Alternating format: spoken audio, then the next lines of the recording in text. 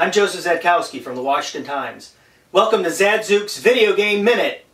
Minute and a half. Something like that.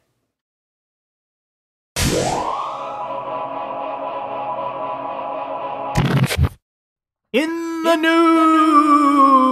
The Klemberg Drummer Project, featuring the famed member of the rock band Blondie as a lab rat, applies scientific principles to various forms of drumming to promote its benefits. The group is now researching the potential effect of Guitar Hero World Tour on game players. We've been extremely impressed by the Guitar Hero World Tour drum controller, says Dr. Marcus Smith, principal lecturer in exercise physiology, University of Chichester. We're convinced those that learn the basics of the instrument with Guitar Hero World Tour can use those skills when progressing to an actual full drum kit. We're confident the game will breed a new generation of real-life drummers, he further expounded. I'm sure parents can't wait for their little ones to attain real rock stardom. Ah, yes, those were the days.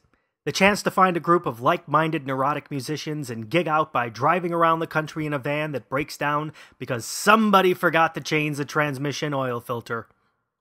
Ah, yes, playing to hostile, bottle-throwing crowds, sleeping in a rat-infested hotel room, and surviving on a diet of Taco Bell bean and cheese burritos. Good times. Bad times. You know I had my share. In development. Atari's Ghostbusters, the video game. Peter Venkman and the boys are back. 25 years after its initial release, one of the funniest paranormal film franchises ever created once again makes its way to home entertainment consoles and handheld systems. Starring the likenesses and voices of the movie's original cast, including Harold Ramis, Dan Aykroyd, Bill Murray, and Ernie Hudson, the third-person adventure game takes place in Manhattan 2 years after Ghostbusters 2 and promises plenty of spiritual shenanigans, sliming, and, of course, ghostbusting. Rated T for Teen, it's available this June for the PC, PlayStation 3, Xbox 360, Wii, and DS. In my console!